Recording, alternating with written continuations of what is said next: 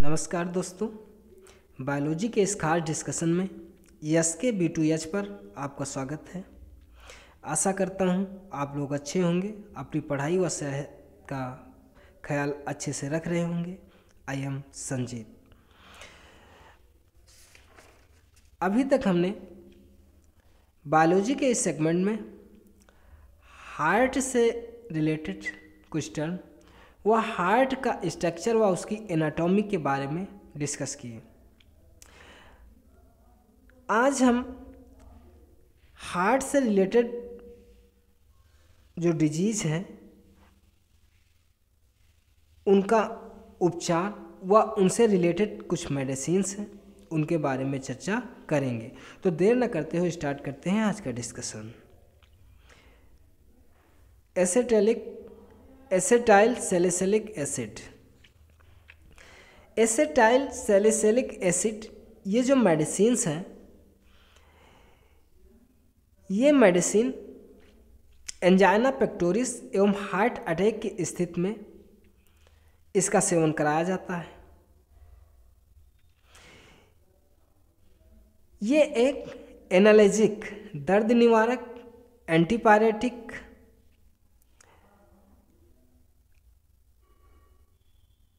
ज्वरनाशी है। आखिर heart attack या एंजाइना पेक्टोरिस के स्थिति में इस दवाई का सेवन क्यों जरूरी है? जब हार्ट अटैक की स्थिति उत्पन्न होती है उस समय यानी ब्लड प्रेशर जो होता है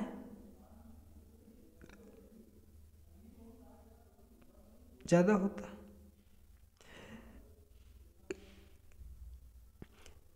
यानी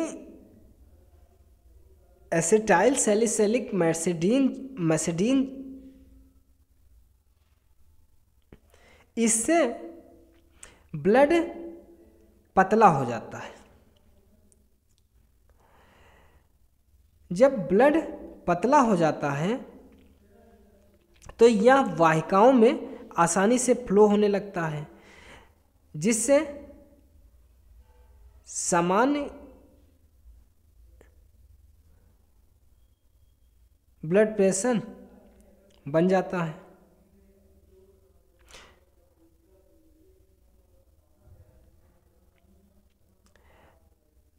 हाँ, डेंगू के रोग में इसका सेवन कभी हमें नहीं करना चाहिए। एसेटाइल सैलिसिलिक एसिड जो मेडिसिन है इसे बिलो ब्रज की छाल से प्राप्त करते हैं। मार्केट में एस्पिरिन या डेस्पिरिन के व्यवहारिक नाम से उपलब्ध है। तो ये एसेटाइल सैलिसिलिक एसिड जिसे बिलो ब्रज की छाल से प्राप्त किया जाता है, एंटीपायरेटिक व एनाल्जेसिक है। इससे क्या होता है कि जो ब्लड है वो पतला हो जाता है, जिससे धमनियों में आसानी से फ्लो होने लगता है और एक नॉर्मल ब्लड प्रेशर मेंटेन रहता है, जिससे हार्ट अटैक या एंजाइना की स्थिति खत्म हो जाती है। Next, nitroglycerine. नाइट्रोग्लिसरीन ये हृदय रोगियों को इस दवा को जीभ के नीचे रखना होता है। जो नाइट्रोग्लिसरीन है क्या है? ये एक विस्फोटक है। हृदय रोगियों को, जो रोगी हैं, उनको इसका सेवन कराया जाता है। जीभ के नीचे इसको जो हृदय रोगी हैं रखते हैं। यह लार में तेजी से घुलकर रक्त वाहिकाओं को फैला देती है। इसीलिए क्या है? सबलिंगुअल है। सबलिंगुअल यानी जो जीभ है उसके नीचे इसको रखा जाता है और यह लार में तेजी से घुलकर रक्तवाहिकाओं को फैला देती है। अर्थात यह एक क्या है? वासोडायलेटर है। वासोडायलेटर मीन्स फैलाना, जो रक्तवाहिकाएं हैं उनको फैलाना, यही वासोडाइलेटर है। तो रक्तवाहिकाओं को फैला देती है, अर्थात यह एक वासोडाइलेटर है। इसके कारण जो ब्लड प्रेशर है रक्तवाहिकाओं में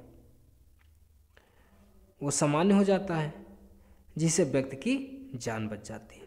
लेकिन हाँ, इस औषध का प्रयोग जो स्लाइनडफिल साइट्रेट या जिसे वियाग्रा कहते हैं, उसके सेवन के 12 घंटे के भीतर कभी भी नहीं करना चाहिए। अगर 12 घंटे के पहले इसका सेवन भी कर लेता है नाइट्रोग्लिसरीन का, ऐसे में ब्लड प्रेशर जो है बहुत ज़्यादा हो जाएगा और कभी कभी इसी कारण व्यक्ति की मृत्यु भी हो जाती है। तो ये हुआ नाइट्रोग्लिसरीन। नाइट्रोग्लिसरीन का काम क्या है कि ये धमनियों को फैला देती है, जिसके कारण जो ब्लड प्रेशर है वो नॉर्मल हो जाता है।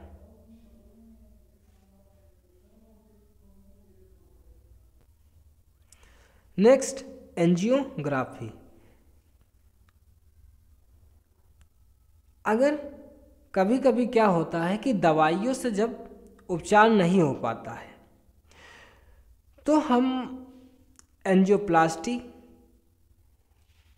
या फिर बैलून थेरेपी या सर्जरी का प्रयोग करते हुए हम उपचार करते हैं। तो कौन सी धमनी में कैसा जमाव है, क्या दिक्कत है, इसका पता लगाने के लिए जिस विधि का प्रयोग किया जाता है उसे एंजियोग्राफी कहते हैं।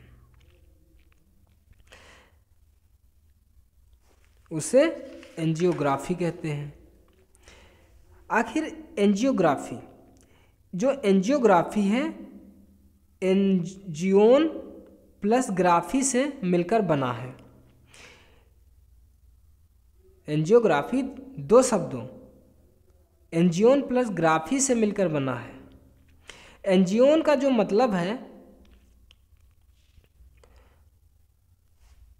एंजियोन में क्या होता है, जो रक्तवाहिका, और ग्राफी में सूचना को रिकॉर्ड करने से है। तो एंजियोग्राफी विधि का प्रयोग करते हुए हम शरीर की किसी भी आर्टरी, किसी भी रक्तवाहिका में यदि अवरोध है तो उसकी मात्रा का हम अंकन कर पाते हैं। जैसे जो हार्ट की कोरोनरी आर्टरी है या फिर जो मस्तिष्क है, मस्तिष्क को जो रक्त प्रोवाइड कराती हैं वो धमनियाँ, तो हम किसी भी धमनी का अंकन कर पाते हैं। एंजियोग्राफी विधि का प्रयोग करने के लिए क्या करते हैं कि जो व्यक्ति है उसको सबसे पहले एक ओपेक पदार्थ, अपारदर्शी पदार्थ, अपारदर्शी रेडियो अपारदर्शी पदार्थ का उसे सेवन करा दिया जाता है। आखिर ये क्या है? रेडियो ओपेक पदार्थ ऐसे पदार्थ हैं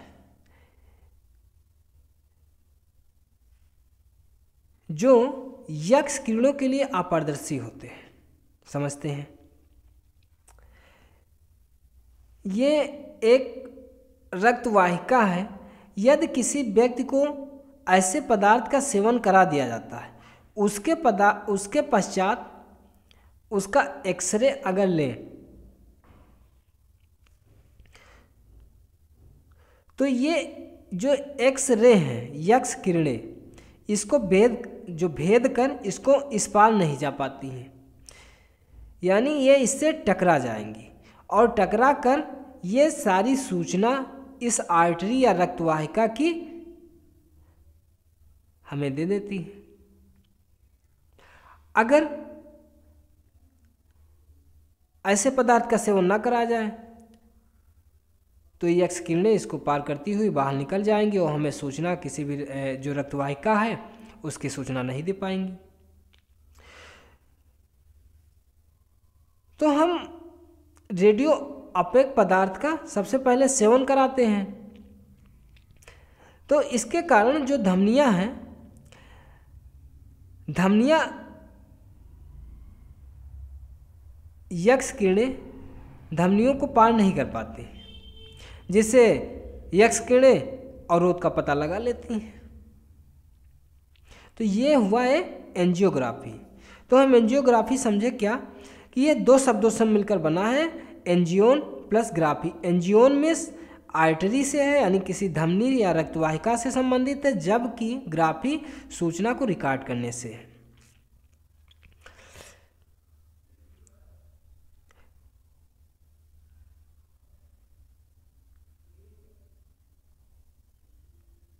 नेक्स्ट देखते हैं clot busters medicine. Clot buster medicine क्या होती है? क्लॉट बस्टर मेडिसिन ये एक तरीके की एंजाइम्स है। ये एक तरीके की एंजाइम्स हैं। जब कभी हम एंजाइम्स पर चर्चा करेंगे तो ये बताएंगे आखिर एंजाइम्स क्या होते हैं। तो क्लॉट बस्टर्स मेडिसिन एक प्रकार की एंजाइम्स हैं। ये रक्त वाहिकाओं में जो कोलेस्ट्रॉल या लिपिड का जो जमाव हो जाता है, व्यक्ति को इसका सेवन करा दिया जाता है और ऐसे में ये कोलेस्ट्रॉल एवं लिपिड को गलाकर बाहर कर देती है। अब रक्त वाहिका साफ और ये रक्त आसानी से इसमें फ्लो होने लगता है। तो क्लॉट बस्टर जो मेडिसिन है, इसमें एक यूरोकाइनेज, स्ट्रेप्टोकाइनेज इत्यादि दवाइयाँ आती हैं। लेकिन जब इस तरीके की मेडिसिन काम नहीं करती हैं, तब हम एंजियोप्लास्टी या बैलून थेरेपी का प्रयोग करते हैं।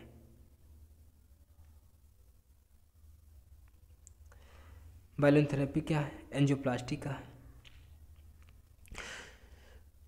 तो जो एंजियोप्लास्टी है, इस विधि का प्रयोग करते हुए हम शरीर की कोई भी धमनी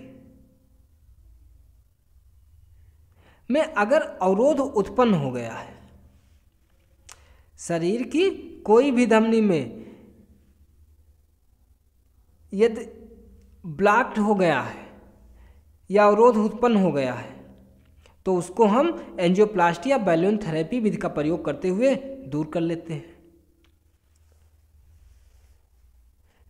जैसे यदि जो हार्ट की कोरोनरी आर्टरी है, कोरोनरी धमनी में अवरोध की स्थिति उत्पन्न हो जाए, तो जो हाथ की ब्रेकियल धमनी या फिर पैर की फेमोरल धमनी से एक वायर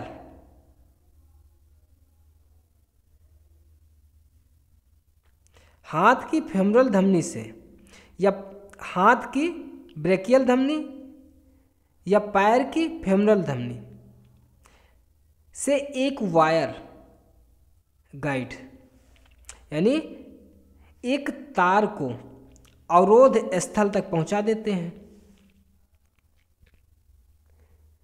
इसी के सहारे एक कैथेटर,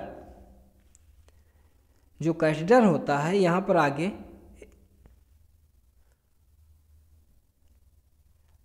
तो इस तार के सहारे अवरोध, जहाँ पर धमनी में अवरोध है वहाँ तक कैथेटर को भी पहुँचाया जाता है। कैथेटर क्या होता है?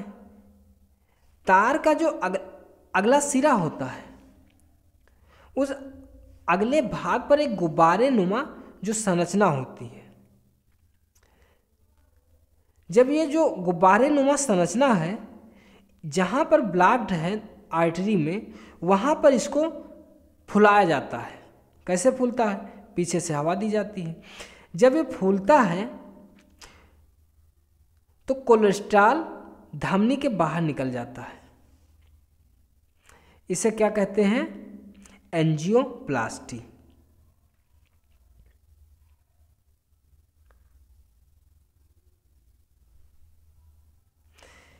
ये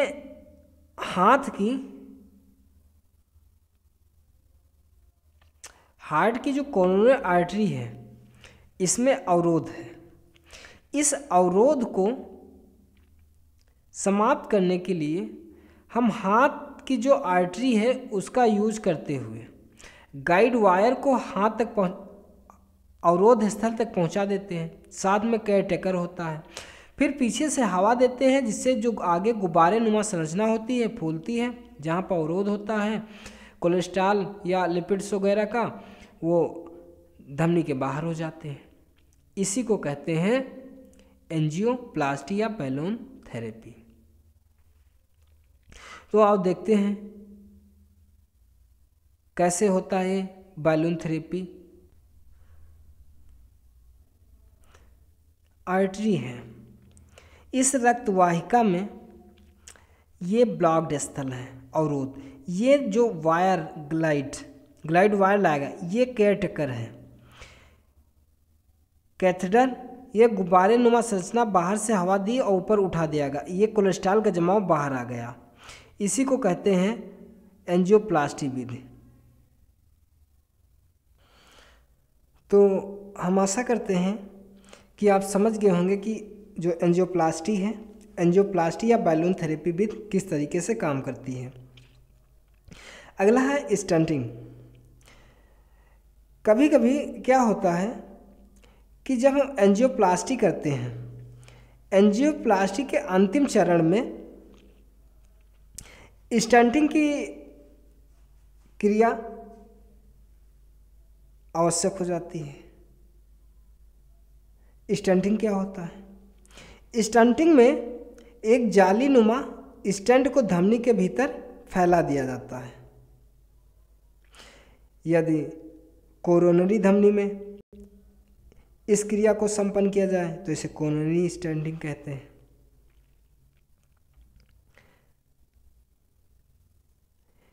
ये जो जाली नुमा दिख रहा है, ये जाली नुमा एक संरचना है। आर्टरी को या रक्तवाहिका को पहले एंजियोप्लास्टी विधि के द्वारा हम फैला देते हैं। उसके बाद इस मेटल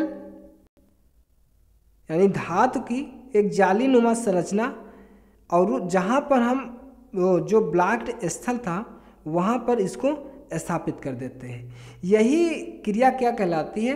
स्टंटिंग कहलाती है। देखते हैं किस तरीके से स्टंटिंग की जाती है। ये रक्तवाहिका में ब्लड फ्लो हो रहा है।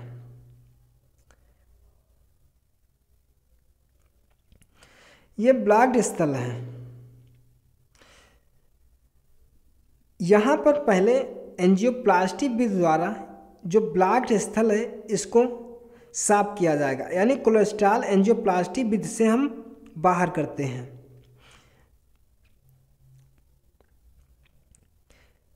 अब ये जो मेटल का जालीनुमा संरचना है यहाँ पर स्थापित कर दिए। यही क्रिया क्या कहलाती है? स्टंटिंग क्रिया कहलाती है।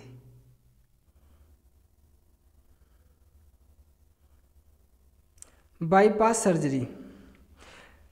कभी कभी क्या होता है कि जो हृदय की कोरोनरी आर्टरी है, कोरोनरी आर्टरी में अवरोध हो गया। उस दौरान ये बाईपास सर्जरी आवश्यक हो जाती है। इसके लिए कोरोनरी आर्टरी में बाईपास सर्जरी करने के लिए जो पैर की सैफनस सिरा वह हाथ रेडियल आर्टरी है और छाती से जो थोरैक धमनी है, इनका हम प्रयोग करते हुए बाईपास सर्जरी कर लेते हैं। यानी क्वेश्चन पुटअप हो कि जो कोरोनरी आर्टरी है उसमें बाईपास सर्जरी करने के लिए हम कौन सी धमनी का यूज करते हैं, तो पैर से सैफनस वेन या हाथ की रेडियल आर्टरी या फिर छाती से थोरैक आर्टरी का प्रयोग करते हुए हम बाईपास सर्जरी कर लेते हैं। नेक्स्ट है वाल्व ट्रांसप्लांटेशन। कभी कभी क्या होता है कि या फिर इन्फेक्शन के कारण वाल्व खराब हो जाते हैं, तो ऐसे में वाल्व का प्रत्यारोपण करना पड़ता है, यानी आवश्यक हो जाता है। जो वाल्व हैं या तो धातु के हो सकते हैं या फिर सूअर के। सूअर के शरीर से जो टिश्यू वगैरह हैं, इनके अगर हमें आर्गन बनाते हैं तो सूअर के जो अंग हैं और मनुष्य के ज़्यादा मैच करते हैं। इसीलिए हम सूअर के शरीर से प्राप्त ऊतकों से भी वाल्व का प्रत्यारोपण संभव बनाते हैं। अगला हम देखते हैं हृदय का प्रत्यारोपण। तो दुनिया में जो हृदय का प्रत्यारोपण सबसे पहले डॉक्टर क्रिश्चियन बर्नार्ड के द्वारा, किसके द्वारा? डॉक्टर क्रिश्चियन बर्नार्ड के द्वारा 1967 में किया गया। सबसे पहला हृदय प्रत्यारोपण। जो हार्ट ट्रांसप्लांटेशन है, ये इशू बहुत कॉम्प्लेक्स है। तो सबसे पहले साउथ अफ्रीका के जो डॉक्टर क्रिश्चियन बर्नार्ड थे, उनके द्वारा 1967 में हृदय का प्रत्यारोपण संभव बनाया गया। अगर वहीं भारत की बात करें तो 1994 वेणुगोपाल द्वारा पहला हृदय प्रत्यारोपित किया गया। तो ये था हमारा लास्ट चैप्टर हार्ट से रिलेटेड। अब हम स्टार्ट करेंगे ब्लड। तो मिलते हैं next day. Thank you watching for this video.